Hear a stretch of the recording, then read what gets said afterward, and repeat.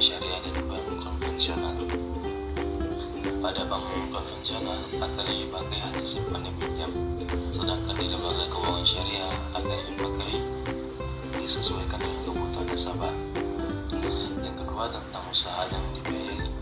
Bank konvensional asal mendapat keuntungan akan mereka berikan pembiayaan, sedangkan di bank syariah hanya memberi pembiayaan kepada usaha yang halal saja.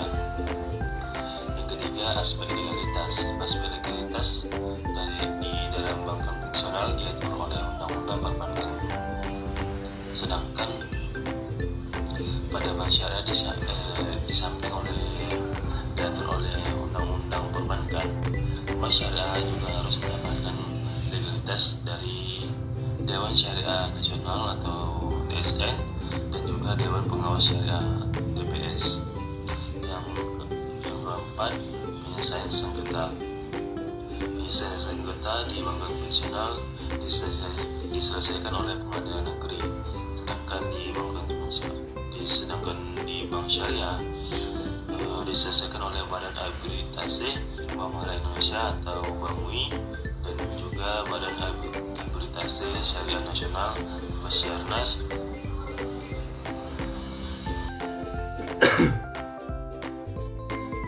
Yang pertama, pembahasan mengenai mudharabah. Mudharabah berasal dari kata dorobah, maknanya berjalan atau memukul. Sedangkan menurut istilah, mudharabah adalah kerjasama yang dilakukan oleh dua pihak, di mana pihak pertama sebagai pemodal atau juga disebut sahibul mal, dan juga pihak kedua sebagai pelaku usaha atau mudharib. Rukun mudharabah terbagi menjadi tiga.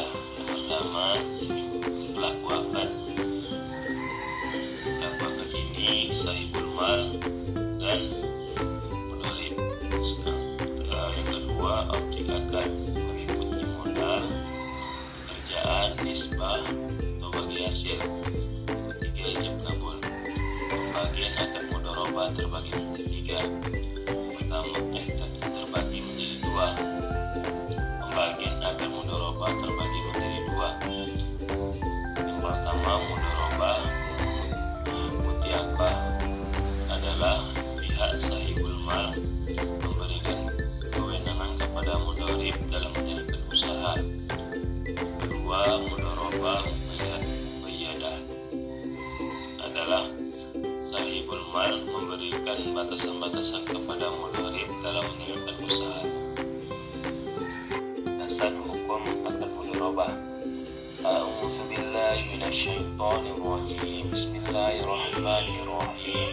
Laisa 'alaikum junahun an tabtagu fadlan lirabbikum, yang artinya bukanlah suatu dosa bagimu mencari karunia dari Tuhanmu. Yang kedua, musyarakah atau syirkah. Menurut bahasa, musyarakah maknanya perkongsian atau percampuran, sedangkan menurut istilah, musyarakah adalah kerjasama yang dilakukan oleh dua pihak atau lebih dalam melakukan usaha dengan tujuan untuk mencari keuntungan. Rukun akad musyarakah. Yang pertama, pelaku akad. Yang kedua, objek akad meliputi modal, pekerjaan, dan adanya nisbah bagi hasil. Yang ketiga, ijab dan qabul. Pembagian musyarakah terbagi menjadi 5, yaitu syirka abdan. Syirka abdan adalah kerjasama yang dilakukan oleh dua pihak atau lebih, bukan dalam bentuk modal tetapi dalam bentuk pekerjaan. Contoh, kerjasama sesama kuli bangunan. Yang kedua, syirka inan. Syirka inan adalah kerjasama yang dilakukan oleh dua pihak atau lebih, di mana masing-masing pihak sama-sama menyertakan modal dan sama-sama menjalankan usaha. Yang ketiga, syirka mudharabah. Kerjasama yang dilakukan oleh dua pihak, di mana pihak satu sebagai pemodal, pihak dua sebagai pelaku usaha. Yang keempat, syirka wujud. Yang keempat, syirka wujuh adalah kerjasama yang dilakukan oleh dua pihak atau lebih dengan mengedepankan nama baik. Yang kelima, syirka mufawaddah terbagi dua definisi. Yang pertama, bentuk gabungan dari beberapa bentuk syirka. Yang kedua, kerjasama yang dilakukan oleh dua pihak atau lebih di mana masing-masing pihak sama-sama menyertakan modal dalam jumlah yang sama dan sama-sama menjalankan usaha. Dasar hukum akad musyarakah. Wa inna katsiran minal khulatu ila yabghi ba'duhum ala ba'din illal ladzina amanu wa aminus solihati wa qalilum mahun. Artinya, memang banyak di antara orang-orang yang bersekutu itu membuat zalim kepada yang lain, kecuali orang-orang yang beriman dan mengajarkan kebajikan, dan hanya sedikitlah mereka yang begitu. Yang ketiga, tentang jual beli murabahah. Menurut bahasa, murabahah berasal dari kata aribu, maknanya keuntungan atau kelebihan. Sedangkan menurut istilah, murabahah adalah jual beli yang menyebutkan berapa harga modal dan berapa keuntungannya. Rukun jual beli murabahah. Yang pertama, pelaku akad, penjual dan pembeli. Yang kedua, objek barang, harga modal, harga keuntungan. Ketiga, ijab dan kabul. Landasan hukum akad jual beli murabahah di dalam surah Al-Baqarah 275. A'udzu billahi minasyaitonir rajim. Bismillahirrahmanirrahim. Wa ahallallahu al-bai'a wa harramar riba. Artinya, Allah telah menghalalkan jual beli dan mengharamkan riba. Yang keempat, jual beli salam. Menurut bahasa, salam maknanya adalah menyerahkan, sedangkan menurut istilah, salam adalah jual beli pesanan dengan pembayaran yang dilakukan di awal dan penyerahan barang diserahkan di akhir. Rukun akad jual beli salam. Pelaku akad yaitu penjual dan pembeli. Yang kedua, objek meliputi barang yang dijual, harga atau nilai suatu barang.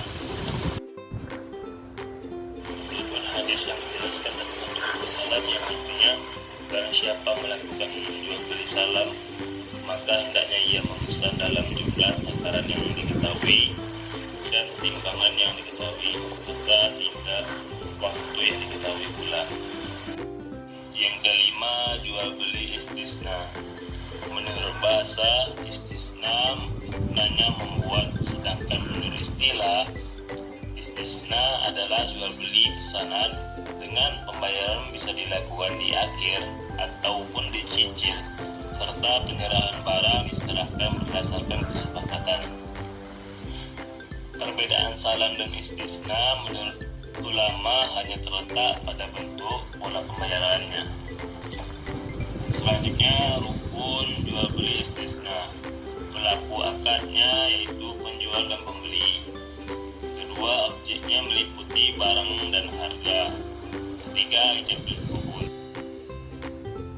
Hadis yang menjelaskan jual beli istisna, yang artinya, hai orang-orang yang beriman, janganlah kamu saling memakan harta sesamamu dengan cara yang batil, kecuali dengan jalan perniagaan yang berlaku dengan suka sama suka di antara kamu.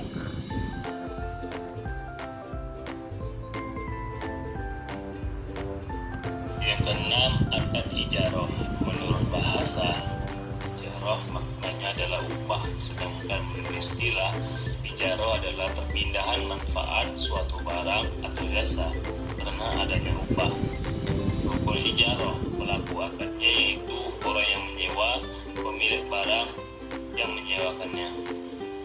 Yang kedua, objek akadnya yang meliputi barang yang disewa, upah atau harga barang yang disewa.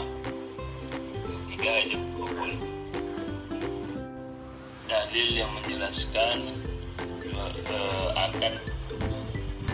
akad ijarah dalam surat Tolak ayat 6. A'udzu billahi minasy syaithanir rajim. Bismillahirrahmanirrahim. Fa in ardadna lakum fa'atuhunna ujurahunna. Artinya, jika mereka menyusukan anak-anakmu untukmu, maka berikanlah kepada mereka upahnya. 8. Trans atau gadai. Menurut bahasa berasal dari kata arrah, maknanya tetap. Sedangkan menurut istilah adalah transaksi pinjaman disertai dengan adanya barang jaminan. Rukun trans yang pertama yaitu pelaku akad. Pelaku akad yaitu pihak yang meminjamkan barang dan meminjam barang. Yang kedua, objek yang meliputi barang yang dipinjam dan barang jaminan. Yang ketiga, ijab dan kabul. Dalil yang menjelaskan dasar hukum trans atau gadai, yang artinya jika kamu dalam perjalanan sedang kamu tidak mendapatkan seorang penulis, maka hendaklah ada barang jaminan yang dipegang.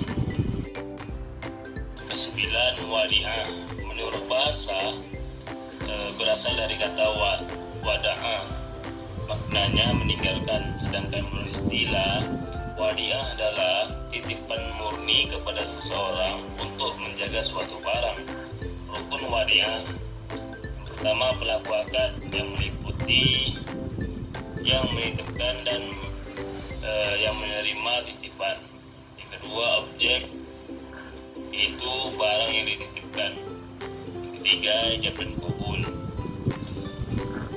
Wadi'ah dibagi menjadi dua. Yang pertama, wadi'ah yad al-amanah adalah menerima titipan, tidak boleh menggunakan barang yang dititipkan. Yang kedua, wadi'ah yad ad-damanah, yaitu penerima titipan boleh menggunakan barang yang dititipkan.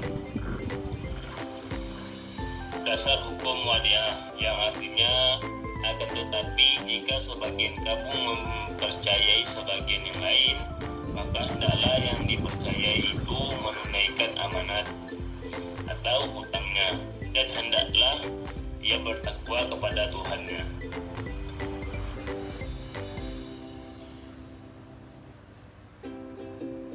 Yang ke-10, qard.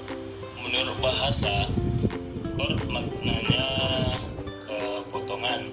Sedangkan menurut istilah, qard adalah penyerahan harta kepada pihak lain yang bisa diminta kembali di kemudian hari. Rukun qard, pelaku akad yaitu peminjam dan pihak yang memberi pinjaman. Objek akadnya barang yang dipinjam. Yang ketiga, ijab dan kabul. Dasar hukum qard, yang artinya siapakah yang mau memberi pinjaman kepada Allah, pinjaman yang baik, menafkahkan harta di jalan Allah, maka Allah akan melipat gandakan pembayaran kepadanya dengan lipat ganda yang sebanyak.